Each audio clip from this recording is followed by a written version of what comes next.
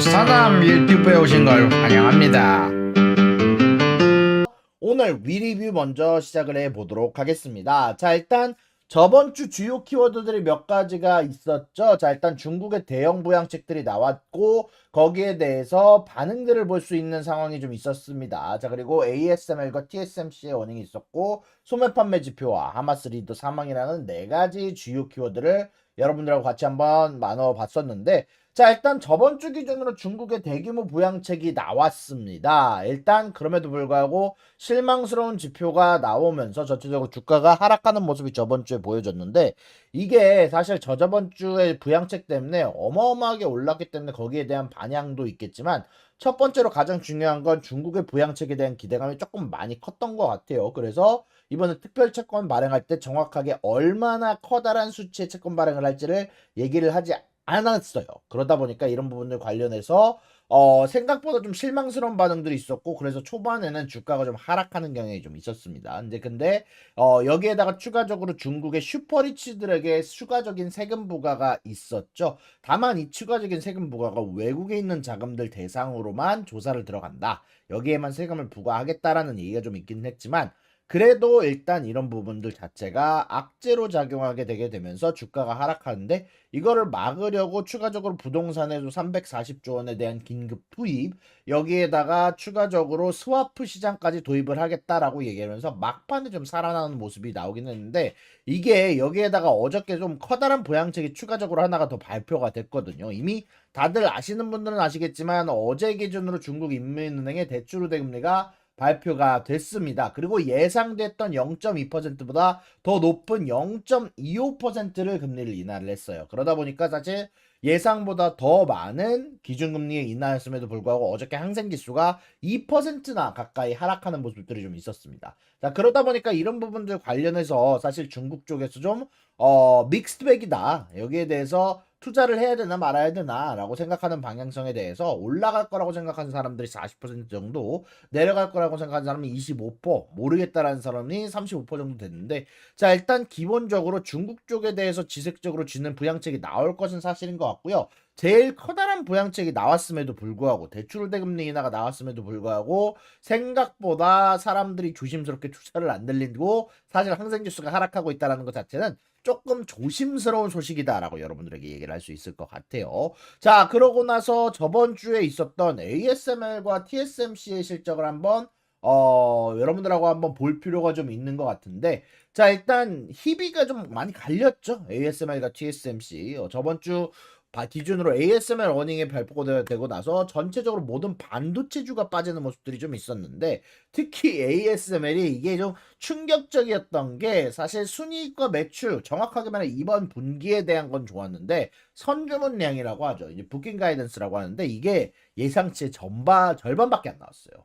네, 정확하게 이 선주문량이, 와, 어떤 일이 있었는지, 뭐 반도체 제조업체들이 EUV를 필두로 한 노광 장비에 대한 수입을 많이 줄였다라는 겁니다. 그러다 보니까 전체적으로 전 가이던스를 하향 조정할 수밖에 없었고, 순매출이 예상되었던 30에서 40빌리언 달러가 아닌 30에서 35빌리언 달러로 2025년 가이던스를 하향 조정을 했고요. 여기에다가 총 마진율도 약 3%가량 하회하는 모습이 나오게 되게 되면서 이 선주문량이 가지고 오는 어마어마한 효과가 ASML 전체로 악재로 작용하게 됐었다. 그리고 여기에 대해서 CEO가 코멘트하기를, 생각보다 반도체에 대한 회복세가 생각보다 좋지 않다라고 얘기를 하게 되게 되면서, 사실 2025년에도 지속적으로 반도체 수요가 좋지 않을 거다라고 얘기하면서 고객들의 신중한 접근을 이끌고 있다라고 얘기를 했단 말이에요. 근데 애널리스트들은 여기에 대해서 좀 다른 의견들을 냈었죠. 이제 여기에 대해서 이거 그냥 AI 섹터는 좋은데 다른 섹터들이 안 좋은 것 같다라고 얘기를 한 사람도 있었던 반면,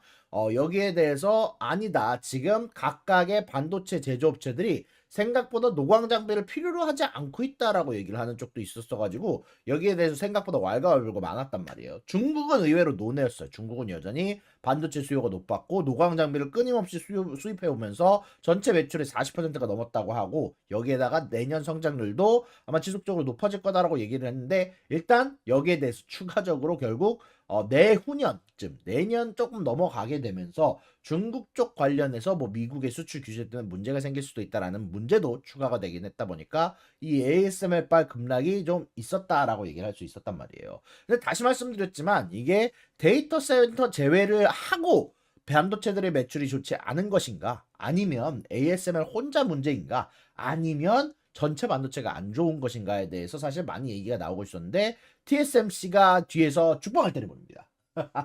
TSMC가 뒤에서 죽방을 때려버렸죠. 네, 맞아요. 어떻게 죽방을 때렸냐? TSMC가 매출과 EPS와 가이던스 뭐 이게 다 너무나 잘 나왔습니다. 정말 하나의 흠도 잡을 수 없을 만큼의 어닝을 발표를 했어요. 매출과 EPS, 가이던스까지 모든 부분들에서 굉장히 좋은 실적을 냈고 심지어 캐펙스로 불리는 장비에 대한 지출까지 전년도보다 이번에 더 많이 투자할 거다라고 얘기하면서 뭐지 ASML이 분명히 반도체 수요 좋지 않아서 안 산다고 했었는데를 뒤집어 버리는 어닝을 발표를 했었습니다.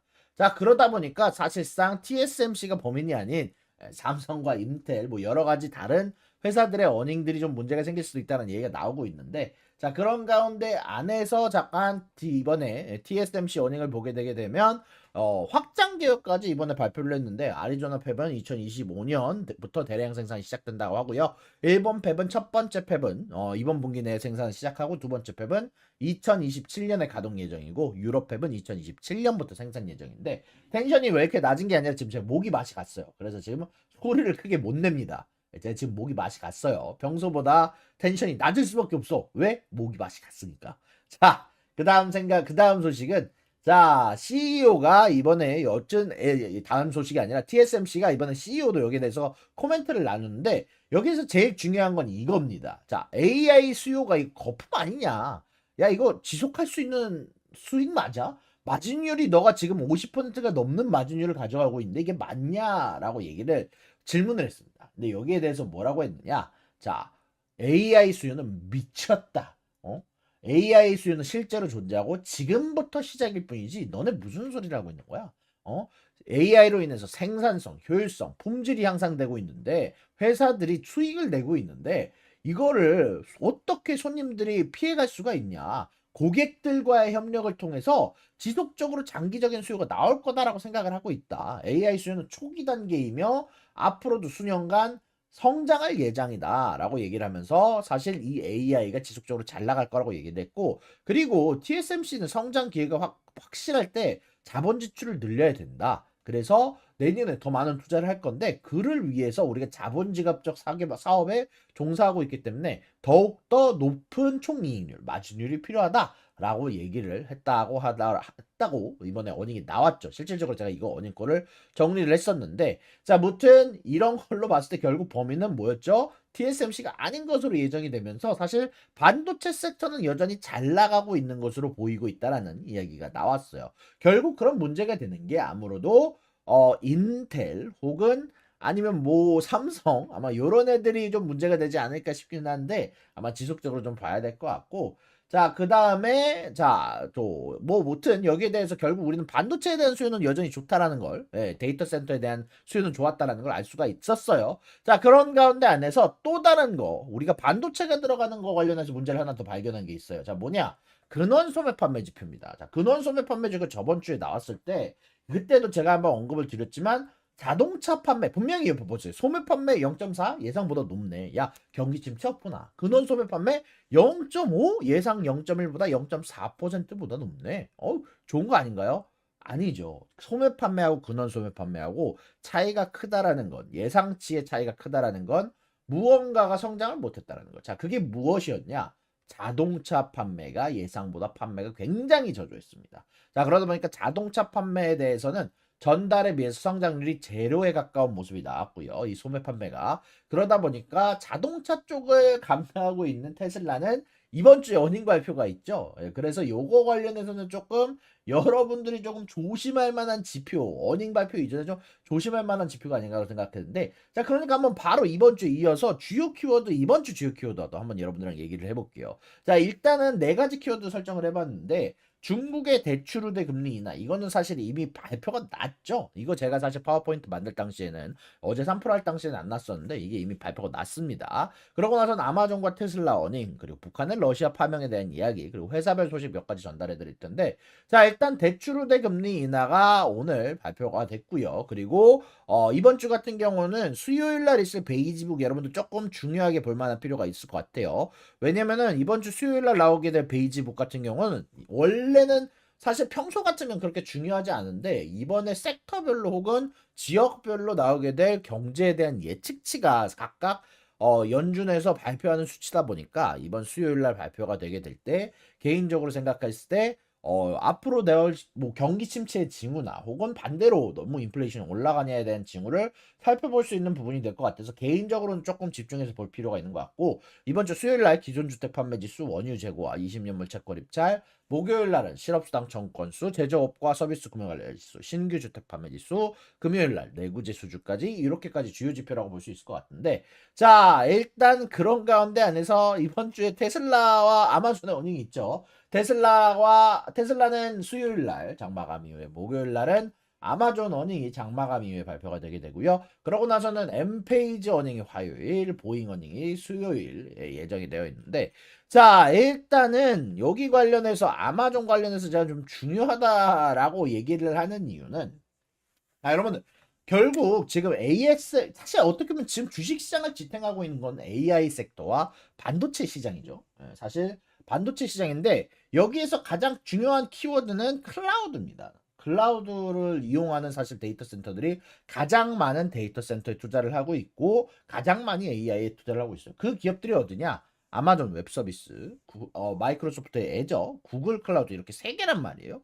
근데 아마존이 가장 먼저 이번 주 목요일 날 어닝 발표를 수요일 날 목요일 날이죠. 목요일 날 어닝 발표를 합니다. 아마존 웹 서비스와 AI에 관련된 수요를 알려줄 수 있을 만한 지표를 발표를 한다는 거예요. 사실 가장 먼저 사람들이 의문을 가지는 곳이잖아요. 결국 데이터 센터 잘 나가고 있습니까?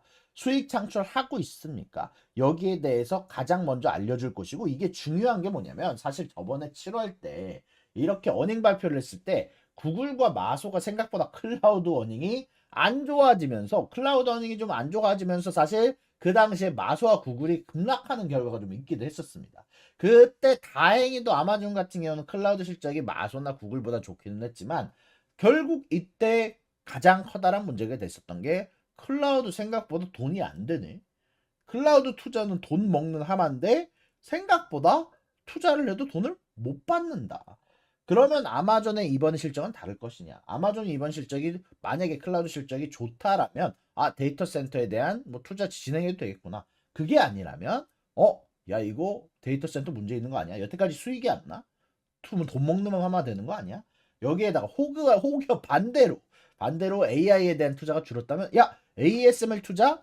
이거 어떻게 된 거야? 나빴던 ASML 투자가 이유가 있었나? 뭐 이런 것도 이야기가 나올 수 있는 만큼 개인적으로 생각했을 때 이번 주에 나올 아마존 어닝 가장 중요하게 봐야 될 지표다라고 생각이 좀 들고요. 그리고 추가적으로 이제 사실 최근에 나왔던 소매 판매 지표나 아무래도 이번에 있었던 아마존 빅데이 같은 게 있었잖아요. 아마존 빅 세일 데이가 하고 있어서 아마존에서 추가적으로 진행하는 세일 이벤트와 그리고 할로윈이 사실 원래 특수라고 불려가지고 할로윈 특수의 소비 시장이 높아져야 되는데 그런 부분들에 대한 가이던스, 미국의 소비가 어떤지에 대한 가이던스까지 한번 볼 수 있는 지표가 아마존의 어닝이 될 것 같아서 여러분들이 꼭 봐야 될 만한 지표다라고 생각이 좀 드네요. 맞아요. 사실 비그런터님이 말하는 것처럼 사실 이게 제가 왜 이 소비에 대한 얘기를 하냐면 원래 할로윈 때가 대목입니다. 원래 어마어마한 소비가 일어나줘야 되는 때인데 이번에 그게 없어요. 그래서 개인적으로 아마존의 어닝을 통해서 이거 어땠을까에 대한 지표를 한번 보고 싶어서 한번 이번 주 수요일 날이나 목요일 날, 뭐 목요일 날이죠. 목요일 날은 여러분들 한번 시간 비우고 어닝을 봐볼 필요가 좀 있는 것 같습니다. 자, 그리고 여기에서 자, 테슬라 같은 경우는요. 사실 어닝이 이번 주에 발표가 있죠. 근데 사실 이번에 FSD 이번에 로보택시에 대한 발표가 있었죠. 뭐 로보택시에 대한 발표가 있었는데 생각보다 세부 일정이 나오지 않으면서 주가가 급락하기도 했었고요. 여기에다가 추가적으로 저번 주 금요일 날 발표가 된 뉴스인데 뭐 이미 시장에 반영이 됐지만 사실 테슬라가 이번에 중국서 자율주행 승인을 못 받을 것 같다는 얘기가 나왔죠. 내년 1분기 출시 목표가 불투명해졌고, 여기에다가 지속적으로 도널드 트럼프를 지지하는 방식의 연설과 돈을 뿌려대가지고 요즘 어느 정도 욕을 먹고 있는 CEO 효과까지 조금 안 좋은 효과까지 같이 겹치게 되면서 오늘 주가가 좀 더 하락을 하고 있는데, 개인적으로 생각하는 부분을 얘기를 할게요. 테슬라 시장에서 이번에 실적에서 중요한 부분은 간단하게 얘기하면 네 가지로 볼 수 있을 것 같습니다. 첫 번째, FSD한 세부 일정 정보가 나와야 주가 반등이 가능할 것 같고, 두 번째는 마진율. 마진율이 사실 최근 들어 테슬라가 좀 떨어지는 경향이 좀 있긴 했지만 여전히 높은 수치를 유지를 해줬거든요. 14.6%라는.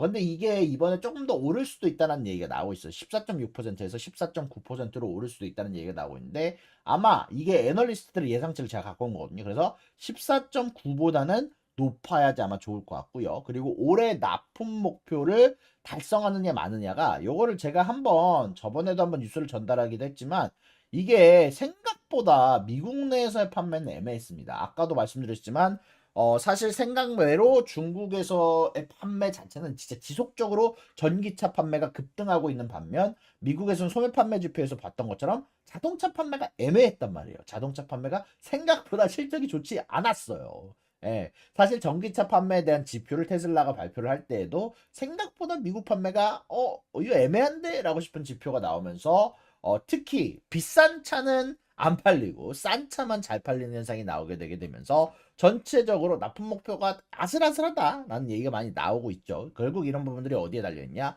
중국에 아마 달려있을 것 같습니다. 이렇게 중국에 달려있다라고 생각이 좀 들면서, 여기에다가 마지막으로 중국 시장에 대해서 얼마만큼 FSD가 미뤄지느냐까지, 이 정도가 아마 여러분들이 중요한 발표가 되지 않을까라고 생각이 좀 드는데, 무튼 로보택시 말고 이 FSD에 관련된 사항에서 사실 악재가 하나가 더 있습니다. 이것 때문에 좀 떨어진다라고 할 수 있을 것 같은데, 무슨 악재가 있냐면 이게 FSD가 이번에 그 뭐시기죠? 이번에 그 NHTSA라고 하죠. 미국의 도로안전교통국에서, 도로안전교통국이라고 하나? 도로안전교통국에서 18일부터 FSD 소프트웨어가 장착된 테슬라 차량 240만 대에 대한 조사를 시작한다고 하더라고요. 최근에 한 번 더 사고가 났다라고 하는데, 뭐 그런 사고들 때문에 아예 한번 FSD에 관련해서 240만 대에 대한 조사를 시작을 한다라고 하더라고요. 그러다 보니까 이런 부분들에 대해서 전체적으로 테슬라가 어닝에서 안 좋을 거다, 안 좋을 얘기가 너무 많은 것 같다라고 얘기가 나오면서 전체적으로 좀 오늘도 그렇고 좀 시장이 좀 조심스러운 모습이 나오고 있는 게 아닌가라고 생각이 좀 들었던 것 같습니다. 네, 자동차 시장 별로예요. 제가 소매 판매 지표 전달을 해드렸잖아요. 자동차 판매가 생각보다 지속적으로 낮아지고 있다라는 거, 생각보다 자동차 시장의 판매가 좀 좋지 않다라는 거 생각하면 여러분들 좋을 것 같습니다. 보잉이 드디어 파업 종료가 됐습니다. 자, 이번에 보잉이 원래 많은 악재들이 많았잖아요. 이제 그것 때문에 뭐 CEO도 교체되고 그랬는데, 자, 결국 임금 35% 인상하는 것으로 보잉 노사가 잠정 합의에 들어간다라고 합니다. 자, 결국 이런 걸로 인해서 5주간 파업 끝에 사측과 임금을 4년간 35% 올리는 안에 합의를 했고, 여기에 대해서 3만여 명을 대변하는 국제기계 항공노동자연맹에서 파업을 종료한다고 했습니다. 그래서 여기 합의안에 들어간 게 뭐냐면, 기본급 35% 인상, 연급여 4% 이상의 상여금 보장, 일회성 보너스 7,000달러, 그리고 회사의 확정기여형 연금 매칭액 증가 등이 담겼는데, 여기에 대해서 핵심 요구사항이던 하나, 확정급여형 연금의 부활은 합의안에 포함이 되지 않았다고 해요. 결국 이런 부분들이 일단 보잉에 대해서 단기적으로는 호재라고 할 수 있을 것 같습니다. 일단 보잉에 결국 지속적으로 납품해야 되는 납품 기일이 있는데, 요거를 못 맞출 것 같다라고 얘기 나면서 지속적으로 주가에 하방 압력을 넣기도 했고, 사람들도 더 자를 수밖에 없었고, 여러 악재들이 참 많은 상황이었는데, 그래도 이렇게 단기간이라고 하는 없지만 한 달 만에, 한 달 조금 넘는 기간 만에 파업이 종료가 됐다라는 건 단기적으로는 괜찮은 소식인데, 문제는 앞으로 미래에 관련해서 이렇게 쭉 35% 인상이 영향을 미치게 될 텐데, 아마 이번 어닝은 아니더라도 아마 내년 내후년 어닝쯤에는 아마 전체적으로 보잉 쪽에서 비명을 지르지 않을까. 임금 35%면 꽤 크죠. 뭐 한 1년마다 10%씩 가려는 거라서 올려달라는 거라서 여기다 추가적으로 연금에 대한 사항이나 뭐 아니면 여기에 대해서 추가적인 상여금 보장 같은 게 포함이 됐기 때문에 지속적으로 보잉의 어닝에 악재를 줄 만한 소식이다라고 생각이 좀 들고 여기에 대해서 CEO에 대한 평가가 이렇게 될 클립행어라고 요번에 새로운 CEO도 다시 또 위험에 빠지게 됐다라는 얘기가 나오고 있는데 아무래도 보잉은 지속적으로 봐야 될 것 같고 다만 단기 기준으로는 어떻게 보면 자금도 어떻게든 풀로 땡겨서 신용 풀로 땡겨서 구했고 파업도 끝났고 개인적으로 생각했을 때는 보잉의 단기적인 호재다라고 생각이 좀 듭니다. 실질적으로 오늘 주가가 3%가량 오르기도 했고요. 여러분들 푸틴이 이거는 저번 주 금요일 날 제가 한번 크게 다뤘던 뉴스죠. 푸틴이 아마 지금 현재 브릭스 정상회의가 22일부터 24일에서 현재 뭐 정상회의가 개최되게 될 텐데 여기에서 푸틴이 브릭스만의 결제망을 만들자라고 얘기를 했더라고요. 앞으로 미국의 제재에서 벗어나서 독자적인 결제망을 구축하자라고 얘기가 나오고 있는데 글쎄요. 브릭스 결제망 어떻게 될까요? 달러의 위협에서 벗어날 수 있게 될까? 요거는 한번 달러의 약화를 가지고 볼 수 있는 그런 부분이라서 한번 여러분들 한번 볼 수 있지 않을까? 브릭스 제가 봤을 때는 절대 솔직하게 말해서 달러를 넘는 일은 없을 거라고 봅니다. 그때 내기가 그거였죠. 달러를 넘을 수 있느냐 안 느냐. 못 넘는다고 봅니다. 인도가 해주겠니? 인도가 안 해주겠죠. 개인적으로 생각할 때. 아무튼 브릭스 개인적으로 생각을 했을 때 절대로 달러를 넘을 수 있을 거라고 생각하지 않아요. 브릭스 결제망은 나올 수 있겠지. 하지만 브릭스가 달러를 넘어서는 새로운 뭐 기축통화가 될 수 있느냐? 절대 안 된다고 봅니다. 개인적으로 생각할 때. 그치만 무튼 저번 주 금요일 날 여기에 대해서 내기를 하자고 하시는 분이 계셔서 브릭스가 그 달러 기축통화를 넘을 수 있다라고 하셔서 저는 반대하는 편이거든요. 무튼 요건 한번 여러분들하고 한번 생각해 볼 필요가 있는 것 같고요. 만약에 이게 실질적으로 나오게 되게 된다면 달러 값어치는 떨어지긴 할 겁니다. 달러 값어치가 떨어지긴 할 거야. 만약에 브릭스 결제망이 통과가 되면. 그래서 요거는 한번 소식에 여러분들이 귀를 기울일 필요가 있고요. 만약에 여러분들 주식이 올라도 달러가 떨어지면 여러분들 주식이 떨어지는 거랑 마찬가지니까 귀를 기울여야 될 소식입니다. 자, 아무튼 요거는 여러분들이 한번 볼만한 소식이라 한번 여러분께까지 한번 모든 뉴스들 가지고 와 봤습니다. 구독과 좋아요는 사랑입니다, 여러분. 유사남의 구독과 좋아요를 눌러주세요. 그리고 여기 있는 비디오도 여러분들을 위해 준비한 거니까 여러분들이 항상 살펴봐 주시면 감사하겠습니다.